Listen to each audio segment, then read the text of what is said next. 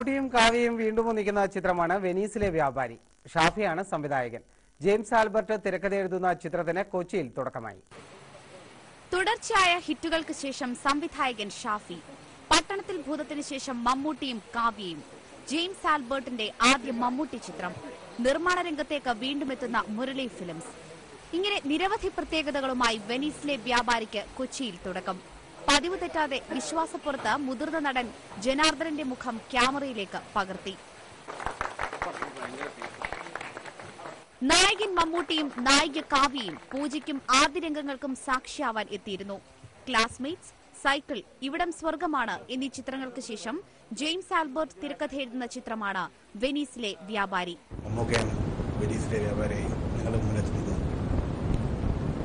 ഇത് 80കളിൽ ആലപ്പുഴയിൽ നടക്കുന്ന ഒരു കഥയാണ്. മമ്മൂട്ടി ഒരു കയർ കച്ചവടക്കാരന്റെ വേഷം കിട്ടുന്നു. കിഴക്കിന്റെ വെനീസ് എന്നറിയപ്പെടുന്ന ആലപ്പുഴ തന്നെയാണ് ചിത്രത്തിന്റെ ലൊക്കേഷൻ. ജഗതി, സലിംകുമാർ, സുരാജ് വെഞ്ഞാറമൂട്, വിജയരാഘവൻ, പൂനം ബജ്വ എന്നിവരും ചിത്രത്തിലുണ്ട്. ശ്യാംദത്താണ് ക്യാമറാമാൻ. ബിജുപാലിന്റേതാണ് സംഗീതം. മഴയെത്തും മുൻപേ, അഴകിയ രാവണൻ തുടങ്ങിയ ചിത്രങ്ങൾ ഒരുക്കിയ മുരളി ഫിലിംസ് മാധവൻ നായരാണ് വെനീസിലെ വ്യാപാരി നിർമ്മിക്കുന്നത്. മേരിക്കുണ്ടൊരു കുഞ്ഞാട്, മേക്കപ്പ് മാൻ എന്നീ വിജയ ചിത്രങ്ങൾക്ക് ശേഷം ഷാഫി സംവിധാനം ചെയ്യുന്ന ചിത്രമാണിത്. തൊമ്മനും മക്കളും, മായാവി, ചട്ടമ്പിനാട് എന്നീ ഹിറ്റുകളിൽ കണ്ട മമ്മൂട്ടി ഷാഫി കൂട്ടുകെട്ട് വെനീസിലെ വ്യാപാരിയിലൂടെ വീണ്ടും പ്രേക്ഷകരിലേക്കെത്തും. News desk, Manorama news.